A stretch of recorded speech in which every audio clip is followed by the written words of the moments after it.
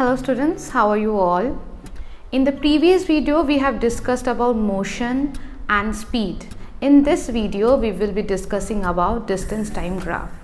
Yes, it may sound difficult to you, but after this session you can easily understand the distance time graphs. Now, before starting the distance time graph, let us know the different types of graphs. The graph may be a line graph, bar graph or a pie chart. In case of line graph, we can show the variation of the distance traveled by an object in per unit time. In case of bar graph, the informations are shown in the form of bar.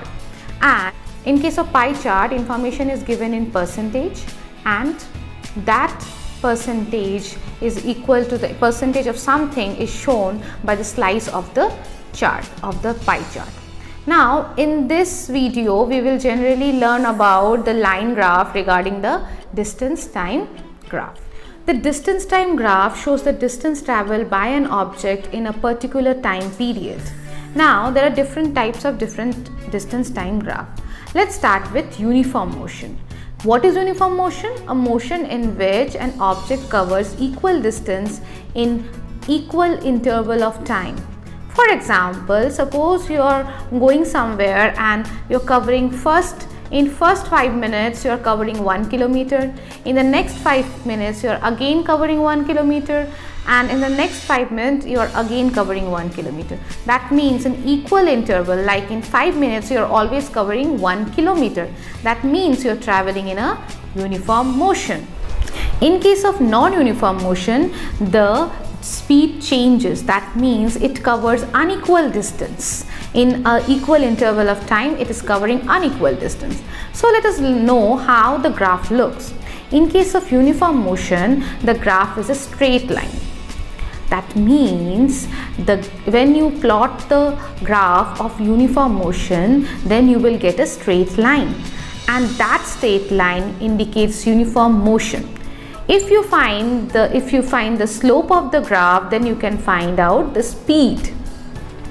So the nature of uniform motion, the nature of the graph of uniform motion is a straight line.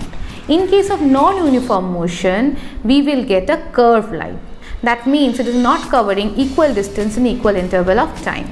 The nature of the distance time graph of non-uniform motion is a curved line. Now the last one is when the object is at rest, means it is not moving. That means the distance will be stagnant or at stationary position and the time will increase. So we will get a straight line that is parallel to the x-axis. That means if the distance time graph is a straight line, then it is uniform motion. If it is curved line, then non-uniform motion. And if it is straight line but that is parallel to the x-axis, then it is at rest. Now with the help of the graph, you can find out the variation of the speed of two or more objects. Next is you can find out the distance travel in a particular unit of time, and you can also find out the speed of the object. Now we will learn how to plot a distance time graph.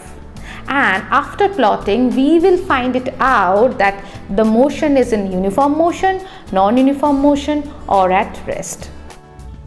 The distance traveled by a car at various time is shown below. Draw a graph of distance against time. What conclusion do you get about the motion of the car from this graph? Here, the distance traveled per unit time is shown in a tabular form. Now we have to draw a graph with this table. So let's start. In the graph paper, first we will draw x-axis and y-axis. Along the x-axis we will plot time, and along the y-axis we will plot distance. See, in this case, in 0 minute it covered 0 kilometer.